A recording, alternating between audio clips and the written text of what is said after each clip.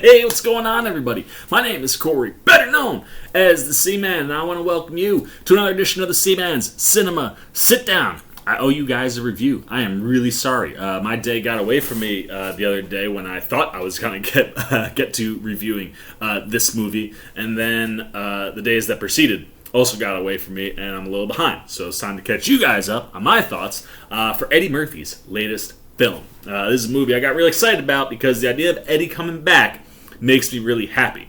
And if this movie and what comes next, which I believe might be another Beverly Hills Cop film that's been rumored, if those can launch Eddie back into the limelight, back to getting in movies and doing that like R-rated funny comedy that we know and love him for, or get him back onto the stand-up stage, it will all be worth it, even if the movies aren't that great. I think you know where we're going on this one. Why don't you pull up a chair, take a seat, we are getting ready to dive in, spoiler-free, into Coming to America, and that would be Coming to America, the second. Although, at times, you might be confused that you were watching the second, or the sequel to the first movie, and we'll just start there, because that's my biggest problem with this movie. This movie is not a sequel as much as it is a retread. There are sequel elements to this film. The concept that Prince Akeem only has daughters and no male heir is a really interesting sequel concept.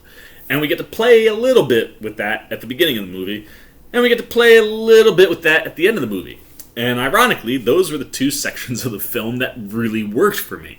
Anytime we were diving into something new and something that was continuing to develop and push forward Prince Akeem's character, I was here for it. The problem is the middle of this movie.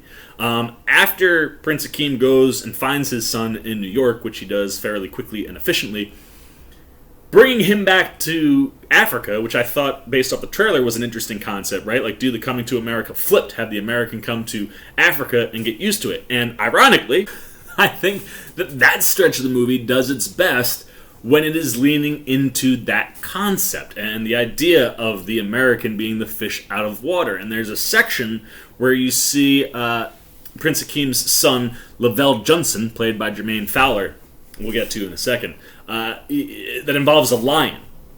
One of the best stretches of the movie for Lavelle.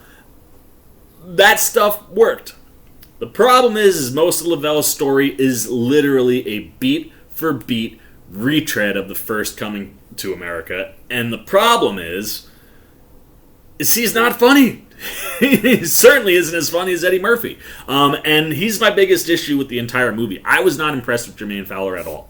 I didn't really think he gave a great performance. I didn't think he meshed. Like, he didn't feel like Eddie Murphy's son. And he really lacked in the humor department. I didn't think any of his jokes landed. And just, it got to a point where watching the movie, the more and more time we spent with Lavelle Johnson, the more and more I was like, God, I really wish we could just hang out with Prince Akeem and his family and have him deal with the fact that he doesn't have a male heir.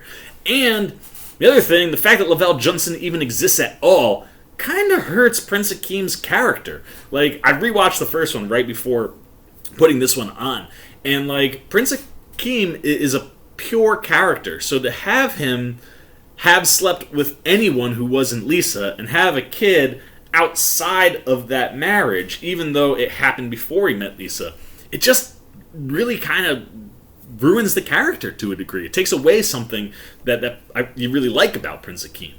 And yeah, for me, that the biggest problem with this movie is the whole Lavelle Johnson character. I think if you would have just done away with that and just focused on the family that Prince Akeem has and how you change a country who's only ever had male heirs, that would have been a way more interesting movie than what we got.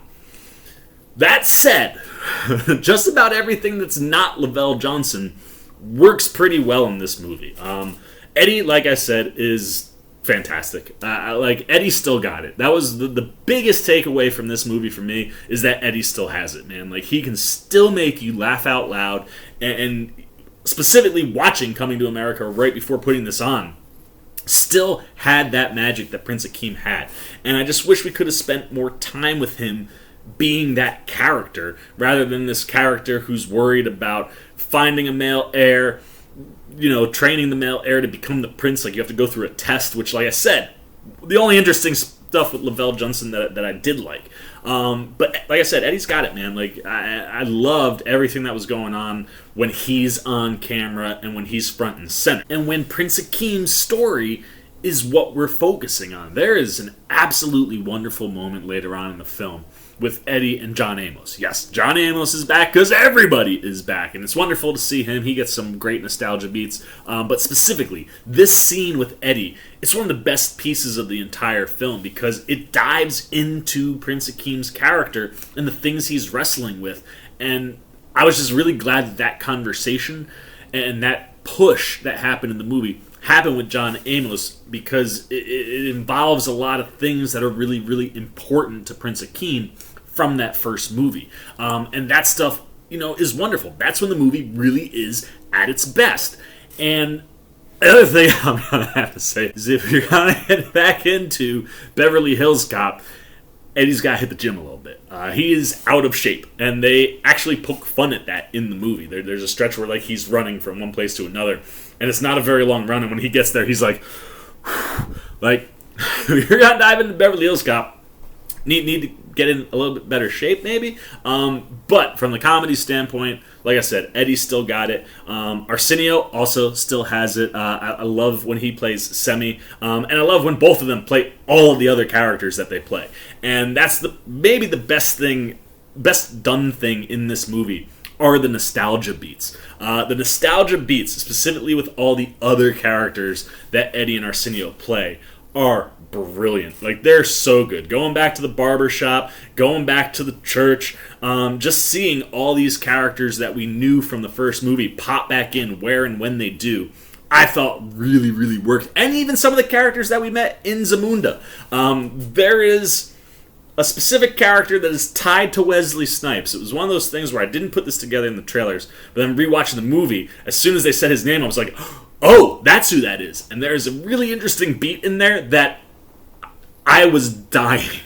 Legitimately dying. I was laughing so hard. And that's the thing. While this movie I don't think is very good, you're gonna enjoy bits and pieces of it. Because like I said, the nostalgia stuff hits. Eddie hits. Arsenio hits. I thought Arsenio was great. My only issue was I wanted more Arsenio. I didn't think he got enough screen time, and specifically enough screen time with Eddie. But when they're together and doing anything, the movie works, and you enjoy that stuff because that's what you're looking forward to, is to see those guys, together back on screen. And tying into their story is another thing about the movie that I didn't really care for, although 30 years later, I sort of guess you can kind of understand it because you're introducing this to a new generation, but do your homework, kids, and watch the first movie before you go see this movie. But if you didn't, guess what? You don't need to, because they literally retell the story to, guess it, Lavelle Johnson, yes. It's one of the worst written parts of the whole story. They literally retell all of Coming to America with flashbacks and clips from the original movie. And I was just like, I don't need any of this. And anytime, it's that Lavelle Johnson character, man, just no good. Get rid of it, and this movie would have been better. But Eddie and Arsenio are great. The other person that I absolutely love in this movie is Shari Headley. Seeing her come back as Lisa was awesome, man, and that magic between her and Eddie still there. Their chemistry is great on screen, and obviously it's way more tense on screen this time around because of this idea that he has this bastard child, and how they play with that stuff I thought really worked quite well. I really enjoyed that stuff. I also really loved their three kids, and we get very small beats for a couple of them. Specifically Tanashi, his youngest, played by Achille Love. She's got very small moments, but when she's on screen, works really well. His middle daughter, I love this. As soon as I saw her on screen, I was like, I think that might be one of Eddie's actual daughters. And sure enough, it was.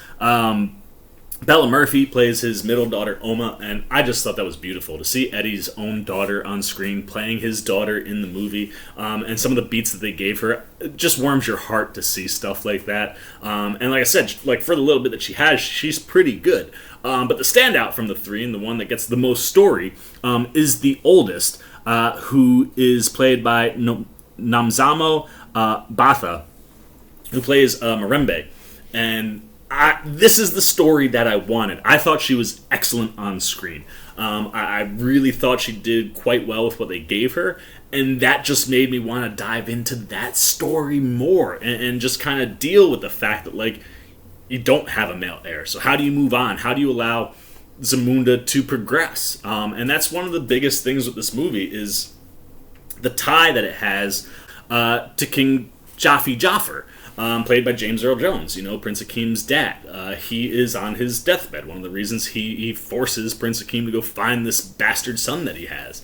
And how that relationship plays is really interesting. And it was something that, again, I would have liked to see fleshed out a little bit more. Because this idea of someone like Prince Akeem, who was progressive in the first movie, right? Like, wanted to go to America, wanted to find real love, not get an arranged marriage. When you're not in charge, it's easier to do that.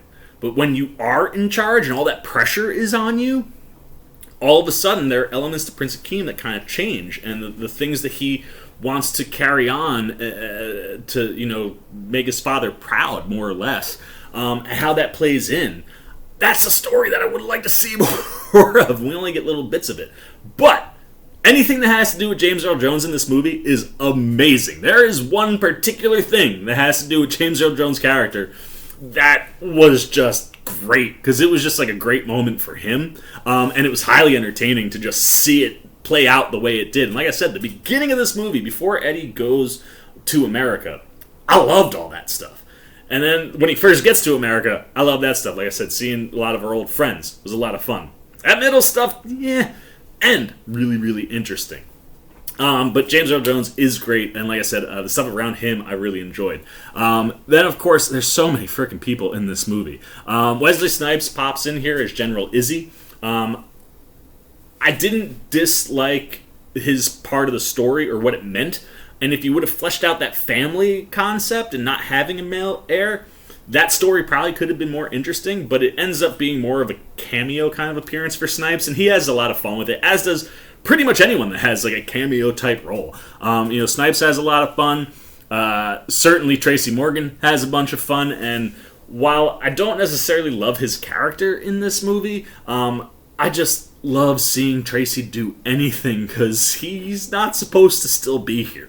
And the fact that he is, and the fact that he is acting and doing all the things that we love from Tracy, anytime he is on screen doing anything, I'm here for it. And he has a lot of fun with what, they give his character, Uncle Reem, to do. Leslie Jones also has a blast. She was the only character from America that came to Africa that I enjoyed, specifically because of that relationship with Lisa. Here's, this bastard kid's mom, and then Prince Akeem's wife, and how that works out certainly plays in a bunch of different areas, and all of it is a good time. I really enjoyed those two on screen a lot. And for me, I think the last person that I can possibly call out, without calling out everybody, but everybody that shows up in this movie, I mean, look at this picture, man. There's so many people up there, but everybody that shows up is fantastic. However, big old shout out, man, to Paul Bates, Oha. It was so awesome to see him back and to see him doing the stuff that we know Oha to be doing from the first movie. He plays into that nostalgia stuff really, really well. And the things they have him sing this time around, yes. If Oha's in the movie, Oha's going to sing. Spoilers. I loved it. I loved what Oha did. And that's the thing. This movie is a conundrum. You know what I mean? Because, I really enjoy the performances from all the people you came to see this movie about. And I enjoy all of the nostalgia stuff. And I enjoy the stuff on the front and the back that are more sequel-esque than all the stuff in the middle that's just a retread. And that's the problem. The middle of the movie is the majority of the movie. And it's not good. Having somebody redo Prince Akeem's story that's not as funny as Eddie or as talented as Eddie makes it miss. And like I said, I really just was not impressed at all by Jermaine Fowler. And just elements to his story. I mean, the falling in love beats felt way off, way fast. And while Prince Akeem in the first one kind of falls in love fast, you sort of get it. You know, he's a virgin. He's kind of like a fish out of water. He's not used to like the way America is. Lavelle Johnson is an American. That man's. There's no way that guy is, you know, the way Prince Akeem is as far as like falling in love and finding a person. And it happens so fast in the movie. It just felt so off. Like, it just didn't feel realistic. And that stuff, I wish they would have just cut all of that stuff out and just focused on the sequel elements. Those are the things that work along with the nostalgia. But most of the movie is a massive retread. So if you're a fan of Coming to America, the original, I think you're going to be a little bit disappointed in this movie. However, I promise you, you're going to end up laughing quite a bit. I laughed quite a bit. I talked to my parents. They, you know, because my sister was texting me. She's like, Mom and Dad are laughing so much in this movie. And then I talked to them, and they're like, yeah, no, it wasn't very good, but like, it was just so nice to see Eddie on screen, and like, that stuff was funny. But yeah, I mean, the movie is a retread. And pretty much everyone I've talked to that has seen it has kind of felt that way, where it's like, the movie isn't great, but there's enough in there that I think it's worth watching if you're a fan of the original. And like I said, if this is one of the stepping stones to getting Eddie back front and center, I'm totally here for it, because I think many people are praying that this and maybe Beverly Hills Cop kind of get him building a little bit of momentum where he gets the feel or the urge to want to get back on stage. And if we get that, or if we just get, you know, more Eddie in movies and new movies and just back, then it's worth it. But yeah, for me, I think this movie is ultimately a miss, even though it's got plenty of elements that are enjoyable. It's just the majority of it isn't. So there you go, man. Those are all my thoughts on Coming to America. A slightly disappointing sequel, because it's not a sequel, but has that nostalgia vibe, has some funny beats in it. Definitely worth a watch. Just not a movie that we needed. And that's another thing, too. Like, I think there's a knock on the movie, because the movie was self-aware enough to make a joke about, like, what do you mean Americans, all we got are, like, you know, superheroes and reboots and sequels that nobody asked for. And that's the case here. And when you're that self-aware, you think you might play better, but a little bit of a miss this time around. But if it gets Eddie back, I'm here for it. So those are all my thoughts on Coming to America. Now I want to know what you're thinking. What'd you think, man? Did this movie make you laugh? Did you buy in? Did you like this? Did you think this was a sequel, or did you think it was more of a retread? If you haven't seen Coming to America, what did you think about what I had to say? Does it make you want to see the movie, not see the movie? Anything you're thinking good, bad, indifferent about Coming to America, down below in the comment section. As always, if you enjoyed this video, please give me a thumbs up. And if you're new, you want to come hang out with the old C-Man anytime to talk movies, TV, trailers, and you haven't yet, you want to come join C-Maniac Nation, show a little love to this guy, well, you can do that by jumping over there and hitting that subscribe button. Hit that little bell if you want those alerts. And if not, just hope you come back and give it another go another time. But until then, for the C-Man's Cinema Sit Down, I've been the C-Man. I'm signing off. Peace! Oh, hey, what's going on? You must be sticking around because you're looking for more content featuring this guy. Well, guess what? You're in the right place. You can check out more videos right here and right here. And if you have and you want to come join that C-Maniac Nation, you can hit that subscribe right over there.